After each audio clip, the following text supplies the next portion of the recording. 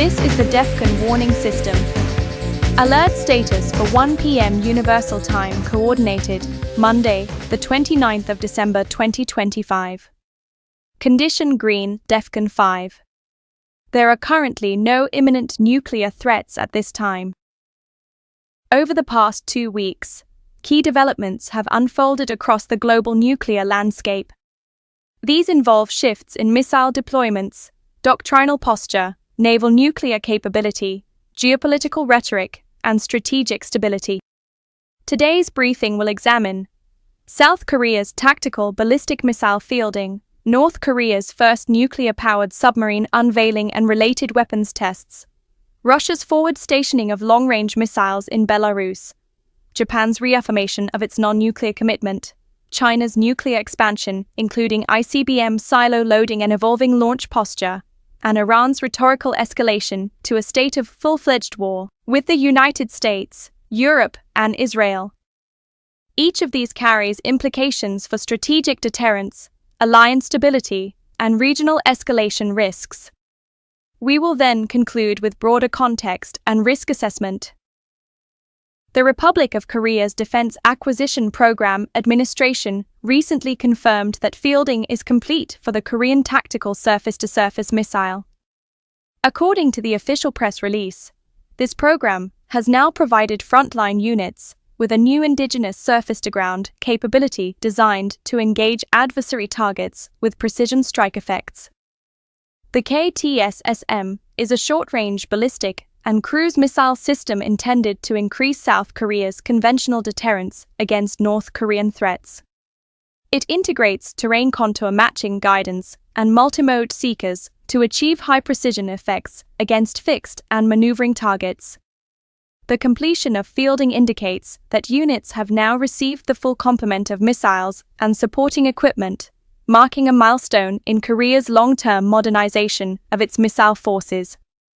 From a strategic perspective, KTSSM's deployment enhances South Korean options in a conflict scenario and can complicate North Korea's targeting calculus.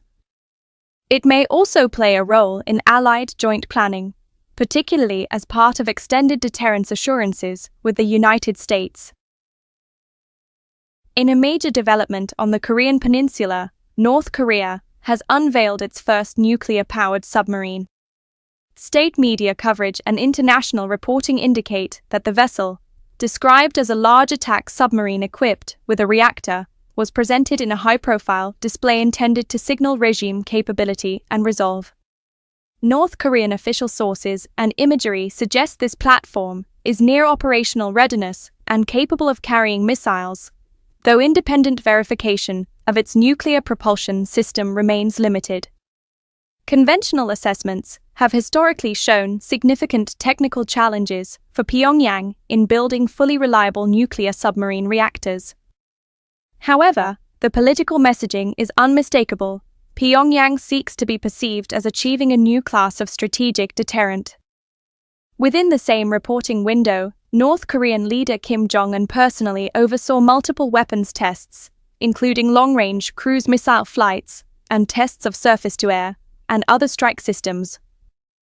These tests were framed domestically as exercises in verifying nuclear deterrence capability and rapid counterattack readiness ahead of a major party congress scheduled for early 2026. In several cases, state media emphasized the responsible exercise of what Pyongyang claims is a right to self-defense. Tests such as these reinforce concerns that North Korea is calibrating its force posture to blend conventional and nuclear delivery systems, extending the survivability of its deterrent. This trend has been evident throughout 2025 with solid-fuel ICBM developments and strategic cruise missiles under state control. The choreography of submarine unveiling combined with missile launches serves both an internal narrative of technological advance and an external signal of deterrent expansion. While full operational capability will remain subject to technical hurdles, the perception of advancing nuclear strike options can itself influence regional deterrence and escalation dynamics. Western technical analysts have identified that Russia is moving its Oreshnik intermediate-range missile system into Belarus, a deployment that potentially brings nuclear-capable strike assets closer to European targets. Satellite imagery and expert assessments describe the emplacement at a former air base near Krychev. The Oreshnik is an intermediate-range ballistic missile reportedly capable of speeds in excess of Mach 10, and it may be configured for either conventional or nuclear warheads. Belarusian leader Alexander Lukashenko has publicly confirmed that such systems are entering combat duty within Belarusian territory, though official details on numbers and warhead status are limited. The Kremlin's strategic narrative frames this as a response to NATO's evolving posture, including the potential deployment of Western intermediate-range missiles on European soil. For Europe, the forward stationing of Oreshnik assets shortens flight times to Western capitals relative to strikes originating from within Russia itself. This shift can complicate early warning and response planning for NATO members, particularly if systems are dual-capable and maintain a nuclear role.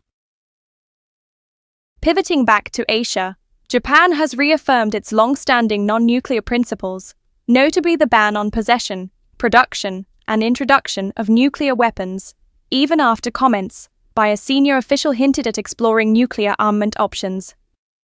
Reuters reporting clarified that senior Japanese leaders restated the constitutional and policy commitments to non-nuclear status, aligning with the three non-nuclear principles. This clarification came amid broader regional security debates about extended deterrence and the potency of conventional versus nuclear forces. China and North Korea monitor these discussions closely. Rhetoric about potential Japanese nuclear options has repeatedly drawn sharp criticism from both capitals. Japan's policy reaffirmation underscores that, for the present, Tokyo remains committed to a non-nuclear deterrence posture while relying on the U.S. nuclear umbrella and advanced conventional capabilities to meet evolving threats. A draft Pentagon report assessed that China has likely loaded more than 100 intercontinental ballistic missiles into 3 nuclear silo fields near the Mongolian border. These solid-fuel DF-31 ICBMs represent a rapid expansion of Chinese strategic forces and mark a departure from purely infrastructure growth into operational deployment. The report, reviewed by Reuters and confirmed by multiple outlets, suggests Beijing's nuclear modernization is proceeding faster than previously acknowledged in public disclosures. China is also projected to grow its stockpile to over 1,000 warheads by 2030 if current trends continue. In parallel, authoritative analyses indicate China is advancing organizational and technical elements associated with a launch-on-warning posture, whereby missiles can be launched promptly upon detection of an incoming strike rather than after detonation. Such a posture shortens decision times and heightens sensitivity to early warning data. Chinese officials maintain a declared no-first-use policy and emphasize self-defensive nuclear doctrine. Beijing also criticized Western nuclear policy and urged reciprocal disarmament steps from the United States following the Pentagon's disclosure. From a strategic risk perspective, greater numbers of operational ICBMs combined with readiness shifts, such as low, increase the complexity of nuclear crisis stability. Faster launch clocks and larger inventories make unintended escalation or miscalculation more alarming for all nuclear-armed states.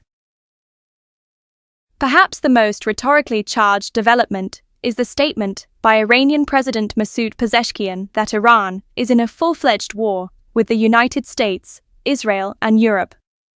The declaration frames ongoing geopolitical tension as a multidimensional conflict, incorporating military, economic, and political pressures, rather than mere diplomacy. While this declaration does not itself equate to formal war declarations under international law, it represents a significant escalation in tone. President Pezeshkian contrasted the current conflict environment with the 1980-88 Iran-Iraq War, asserting that present pressures from Western and allied states are more complex and existential. This rhetoric comes against a backdrop of earlier 2025 hostilities, including major airstrikes on Iranian nuclear sites by US and Israeli forces, Operation Midnight Hammer, and reciprocal Iranian missile barrages against Israeli territory during June's conflict escalation. Iran's leadership has emphasized military readiness and deterrence posture while simultaneously deepening support for proxy actors. Although Iran remains outside the formal nuclear weapons club, its strategic trajectory and hostile statements contribute to broader instability in the Middle East, particularly when nuclear, ballistic, and proxy capabilities intersect. Taken together, these developments illustrate a nuclear landscape characterized by both doctrinal acceleration and rhetorical escalation. China's strategic force expansion and potential move toward launch-on warning increase baseline alert sensitivities. Russia's forward placement of strategic systems in Belarus shortens decision times for European defense planners. North Korea's evolving nuclear delivery options, maritime and land-based, raise regional escalation vectors. Japan's policy reaffirmation mitigates one potential source of proliferation, but Middle East tensions, with Iran reframing its confrontation with Western states as war, suggest prolonged instability outside direct nuclear thresholds, with ballistic missiles and proxy forces central. At present, none of these developments constitute an imminent nuclear launch threat meeting our criteria for raising global alert beyond condition green.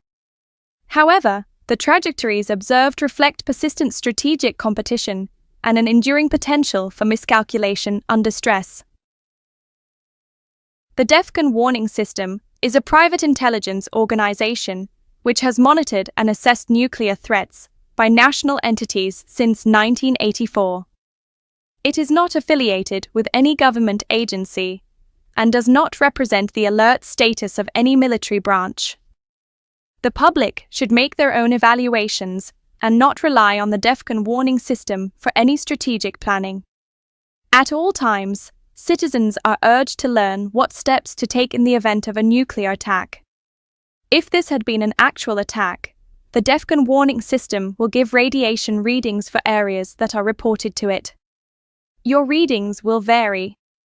Official news sources will have radiation readings for your area. For immediate updates, visit. Breaking news and important information can be found on the DEFCON Warning System Community Forum and on the DEFCON Twitter feed at DEFCONWS Alerts. You may also subscribe to the DEFCON Warning System mailing list. Note that Twitter updates may be subject to delays. The next scheduled update is 1 p.m., the 5th of January 2026. Additional updates will be made as the situation warrants, with more frequent updates at higher alert levels. This concludes this report of the DEFCON Warning System.